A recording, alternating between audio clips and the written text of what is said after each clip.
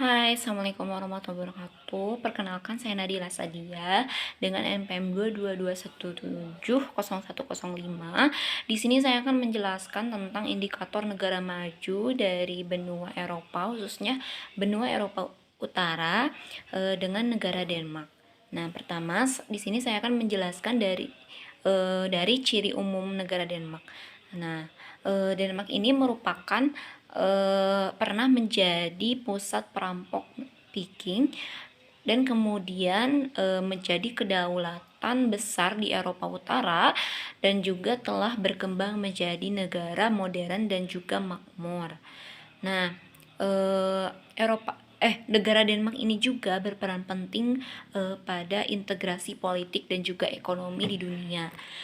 Untuk ibu kota negara Denmark ini yaitu kota Copenhagen, di mana Copenhagen ini merupakan sebagai nodal atau pusat pemerintahan negara Denmark. Dan juga sistem pemerintahan di negara Denmark ini adalah pemerintahan monarki konstitusional parlementer. Nah, selanjutnya saya akan menjelaskan letak astronomis dan juga geografis negara Denmark. Yang pertama itu letak astronomisnya. Negara Denmark ini berada di 54 derajat 33 menit 35 detik lintang utara sampai 57 derajat 45 menit 7 detik lintang utara, dan juga 8 derajat sampai 4 menit 22 detik sampai 15 derajat 11 menit 55 detik bujur timur. Nah, untuk selanjutnya itu ada letak geografis. Nah, letak geografisnya bisa dilihat di peta Denmark ini, di mana Denmark ini terhubung langsung dengan benua Eropa di perbatasan Jutlandia dengan Jerman. Nah, di sebelah utaranya ini berbatasan dengan negara Swedia dan Norwegia, di mana dibatasi oleh laut utara. Selanjutnya di sebelah timurnya berbatasan dengan laut Baltik, dan juga ada negara Estonia, dan di sebelah selatannya berbatasan dengan negara Jerman, dan di sebelah baratnya berbatasan dengan dibatasi oleh laut utara dan juga terdapat negara Britania Raya. Nah, untuk luas wilayah negara Denmark ini, datarannya itu adalah 42.434 km persegi dengan luas perairannya 66 mil dan jumlah keseluruhannya adalah 43.094 km persegi. Nah, untuk demografinya di negara Denmark sendiri, pertama itu populasinya. Nah, populasi di negara Denmark ini hampir stabil pada akhir abad ke-20. Namun pada awal abad ke-21 pertumbuhannya itu mulai melambat karena dulunya pada abad ke-20 ini di negara Denmark ini membutuhkan banyak pekerja dari luar, sehingga mendatangkan pekerja tamu dari luar negeri seperti dari Turki, dari Norwegia, dari Arab, Rusia. Nah, sehingga pertumbuhan penduduk di Denmark ini meningkat. Namun pada abad ke-21 para pekerja tamu tersebut kembali ke negara masing-masing karena sudah bekerjanya, jadi pertumbuhan penduduk di negara Denmark ini sedikit melambat. Dan juga dipengaruhi oleh tingkat kelahiran yang rendah dan juga tingkat kematiannya yang tinggi, sehingga lebih banyak penduduk Denmark itu yang berusia di atas 60 tahun dibandingkan yang berusia di bawah 15 tahun. Nah, setelah adanya mobilitas tersebut, jadi populasi di Denmark ini bertambah, yaitu jadi 50 4.930.894 per jiwa per tahun 2024. Bisa dilihat ya di kurva di sini. Nah, untuk selanjutnya ada HDI atau Human Development Index. Nah, di Denmark ini terbilang sangat tinggi atau very high dengan 0,948. Jadi untuk kualitas hidup di Denmark ini sangat tinggi ya. Bisa dilihat dari kesehatannya, pendidikannya, dan juga dari perekonomiannya dan lain-lain. Nah, bisa dilihat dari tingkat pertumbuhan di negara Denmark ini, yaitu 0,44% per tahun 2023. Nah, kalau dilihat dari kurva ini merupakan pada tahun per 2018. Jadi tidak jauh dari tingkat pertumbuhan penduduknya ini termasuk ke negara maju, karena indikator negara maju itu pada tingkat pertumbuhannya itu adalah 0,1. Nah, selanjutnya dari tingkat kepadatan penduduk di negara Denmark ini, kepadatan penduduknya adalah 139 per kilometer persegi pada tahun 2023, yaitu termasuk tingkat kepadatan penduduk yang rendah dengan dihitung dari total luas wilayahnya. Di datarannya itu adalah sekitar 42.430 km persegi. Selanjutnya ada dari tingkat usia harapan hidup di Denmark ini terbilang tinggi, yaitu mencapai sampai 82 tahun dari kedua jenis kelamin, yaitu 83,9 untuk harapan hidup perempuan dan juga 80,1 harapan hidup laki-laki. Bisa dilihat dari kurva di sini, di mana indikator usia harapan hidup untuk negara maju yaitu kurang dari 77 tahun. Selanjutnya ada dari angka kelahiran bayi atau fertility rate di negara Denmark itu sekitar 10,0 itu tuh per 1000 penduduk, di mana indikator angka kelahiran bayi di negara maju itu adalah kurang dari 11. Selanjutnya ada tingkat kematian bayi itu per 1000 penduduk itu sekitar 2,9 untuk bayi dan juga usia 5 tahun itu 3,2, di mana untuk tingkat kematian dari indikator negara maju itu adalah sekitar kurang dari 6. Selanjutnya kita lihat dari sosial budayanya. Yang pertama itu adalah kelompok etnis. Nah, di Denmark ini hampir seluruhnya itu dihuni oleh etnis Denmark sendiri. Tapi ada beberapa dan sedikit orang Faroe Island dan juga dari Greenland yang menetap di negara Denmark, dan juga mereka berstatus berwarga negara Denmark juga. Nah, yang kedua itu dari bahasanya.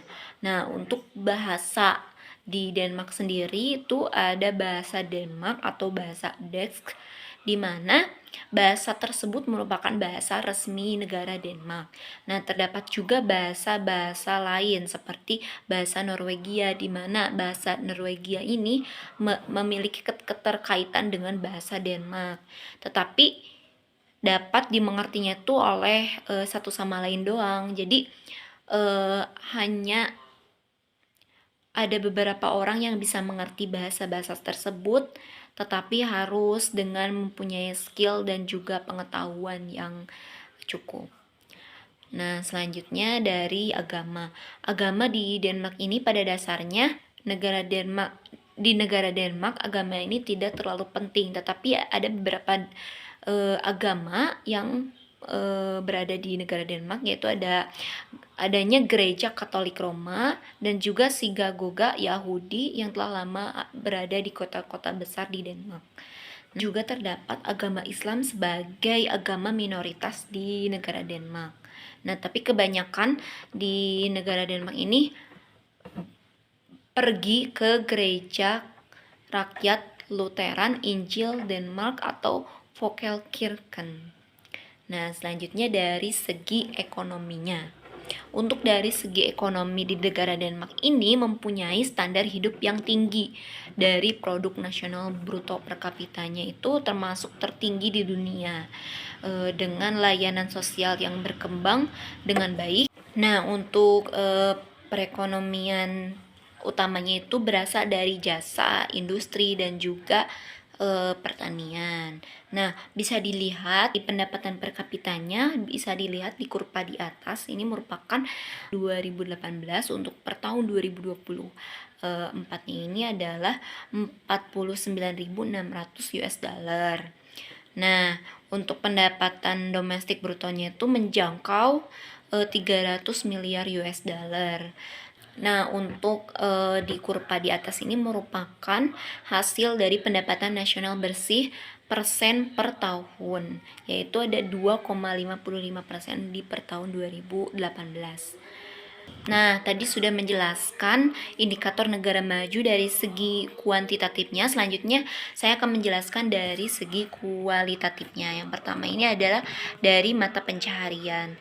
Nah, mata pencaharian di negara Denmark ini, yang pertama itu yang sebagai utamanya itu dari pertanian dan juga perikanan. Jadi, sebagian besar kesejahteraan di pertanian di negara Denmark ini merupakan tertuju pada sapi, babi, dan juga ayam, di mana perusahaan-perusahaan ini menyediakan daging sapi, susu sapi, daging babi, dan juga telur ayam. Nah, di mana hasil-hasil tersebut itu dipergunakan untuk dikonsumsi oleh negaranya sendiri dan juga banyak mengekspor ke negara-negara lain. Nah, dan itu menjadi unggulan di dalam perekonomian negara Denmark. Selanjutnya, untuk perikanannya, memancing ini adalah pekerjaan yang menguntungkan bagi penduduk di Denmark karena berhasil mendapatkan hasil pancingannya itu banyak dan juga ada beberapa juga yang diekspor. Nah, selanjutnya ada mata pencaharian dari pertambangan, di mana sumber daya alam di negara Denmark ini cukup terbatas tetapi bisa mengelolanya dengan baik. Jadi terdapat industri-industri pertambangan yang lumayan, yaitu ada industri pertambangan tanah liat di mana diperuntukkan untuk membuat batu bata ataupun lainnya, dan terdapat juga negara Denmark. Nah, jadi lebih dari 1/5 pendapatan domestik bruto Denmark ini berasal dari industri manufaktur. Nah, industri unggulannya itu meliputi pengolahan makanan, pembuatan elektronik, mesin, dan juga obat-obatan, dan juga bahan kimia lainnya. Nah, selanjutnya ada jasa. Nah, jasa ini menyumbangkan 3/4 produk domestik brutonya di Denmark, di mana adanya perdagangan dengan di luar negeri dengan sebagai anggota Uni Eropa, yaitu Denmark itu banyak berdagang dengan Inggris, Amerika Serikat, Tiongkok, dan juga mitra dagang utamanya. Dan sebagian besar juga diekspor. Dan yang sebagian besar diekspor itu berupa barang-barang manufaktur ya. Sebagian besar juga impornya itu bahan-bahan mentah untuk diproses di pabrik di Denmark sendiri. Nah, selanjutnya ada transportasi dan komunikasi. Sistem transportasi di negara ini mencakup jaringan jalan raya, kereta api, terus ada juga kebanyakan orang-orang Denmark ini masih menggunakan sepeda juga, tetapi banyak juga yang menggunakan mobil. Terdapat juga transportasi kapal feri sebagai transportasi untuk menyeberang ke antar pulau, karena Denmark juga merupakan negara kepulauan. Nah, selanjutnya dari pendidikan. Nah, pendidikan di Denmark ini sangat baik, di mana pendidikan ini sangat penting bagi orang-orang di Denmark. Jadi hampir seluruh penduduk di Denmark ini orang dewasanya itu melek huruf dan diwajibkan bersekolah selama 9 tahun bagi anak-anak yang di usianya 7-16 tahun. Terdapat fasilitas-fasilitas umum yang sangat menarik di dalam pendidikan di Denmark ini. Yang pertama itu dari dasarnya ada tempat penitipan anak hingga sekolah dasar, terus ada memilih pendidikan menengah, dan juga selanjutnya ada pembelajaran seumur hidup untuk kesenangan dan keuntungan, di mana pembelajaran ini dikhususkan untuk orang-orang yang bekerja tetapi tidak mempunyai ijazah. Dan selanjutnya ada sekolah menengah rakyat bagian mendasar dari budaya Denmark, di mana sekolah ini merupakan sekolah-sekolah yang diperuntukkan untuk orang-orang yang sudah lanjut usia di Denmark. Nah, selanjutnya saya akan menjelaskan dari kesehatan di negara Denmark. Nah, kesehatan di negara Denmark ini cukup diperhatikan, di mana dicirikan dengan pengeluaran layanan kesehatan yang dikeluarkan oleh negara Denmark ini berkisar 10,4% dari produk domestik bruto, di mana sekitar 84% didanai dari pajak daerah dan kota yang didistribusikan oleh pemerintah pusat. Bisa dilihat dari kurva di sini. Nah, jadi di negara Denmark ini warganya itu bisa memilih fasilitas layanan kesehatan, yaitu layanan kesehatan primer, di mana kebanyakan orang Denmark ini memilih perawatan gratis yang disediakan oleh dokter umum. Namun beberapa juga ada yang orang yang memilih untuk membayar sendiri atau lebih ke seperti dokter keluarga atau rumah sakit swasta. Tetapi terdapat juga asuransi untuk rumah sakit, layanan kesehatan di swasta gitu ya. Selanjutnya dari sistem hukum. Nah, orang-orang Denmark ini memiliki pemahaman terhadap hukumnya itu sangat baik ya, dimana bisa dilihat dari sistem hukumnya, sistem pemerintahan negara Denmark itu konstitusional parlementer, dan orang-orang di Denmark tersebut sangat patuh akan hukum tersebut. Bisa dicirikan dengan tingkat korupsi di Denmark itu sangat kecil dan hampir tidak ada. Mungkin sekian penjelasan dari indikator negara maju untuk negara Denmark, dari ciri umum, terus dari indikator kuantitatif dan juga indikator kualitatif. Bisa disimpulkan, jadi negara Denmark ini termasuk negara maju, di mana dilihat dari penjelasan yang saya jelaskan tadi, berdasarkan indikator-indikator negara maju, Denmark ini sudah melampaui dari indikator-indikator tersebut. Terima kasih.